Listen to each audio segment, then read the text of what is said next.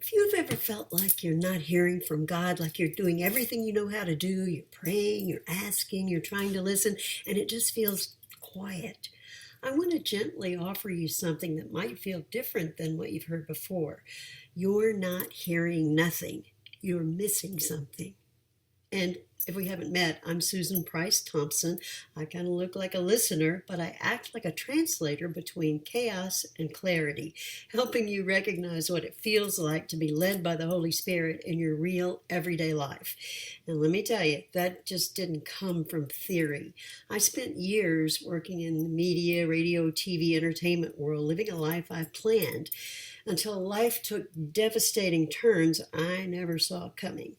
And after walking through those deeply traumatic, life-altering seasons where everything changed in an instant, I found myself trying to make sense of my life, my mind, my body, my soul, and what once worked for me professionally, financially, relationship-wise, just didn't work anymore.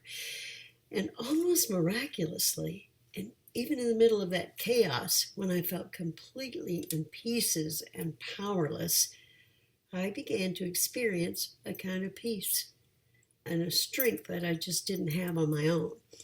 My soul was yearning and wanting something deeper, something with real purpose. And I had to learn in real time, of course, what it actually looks like to recognize God's presence, not just talk about it. And that's what I'm here to help you do now. Because most of us have been taught to listen for God in very specific ways. We're waiting for a clear answer, maybe like a voice from the clouds, a sign we just can't miss, something obvious, something external, something certain. And when it doesn't come like that, well, we just assume he's not speaking. But what if the issue isn't God is silent? What if it's that we've only been taught how to recognize him in one form? And what if he's already showing up in ways we haven't learned to see? Because God is not distant. He's not withholding. He's not like up there waiting for you to get it exactly right before he answers you, before he responds. He's present. And more than that, you're already experiencing God. So it might look like this. Those times and moments when something in you pauses and you don't know why, or like a quiet nudge that doesn't really make logical sense, but something just feels off and you just can't ignore it. And even everything might look okay on the outside, but something's off.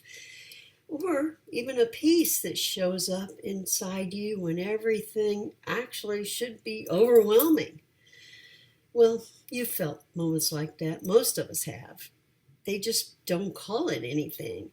So we've been trained to listen for answers, but not taught how to recognize presence. So we actually end up missing the very thing we're asking for. God doesn't always speak louder to be heard. He invites you to see things differently. So instead of asking, oh man, why isn't God speaking to me? Try this. Where have I felt something and just kind of dismissed it? Where did I override something I did feel, something I knew? I didn't know how I knew it, but it didn't make any sense. Or when did I feel that peace we were talking about? A peace, and then I just talked myself right out of it. That's where the shift begins, not by trying harder, but by noticing more honestly.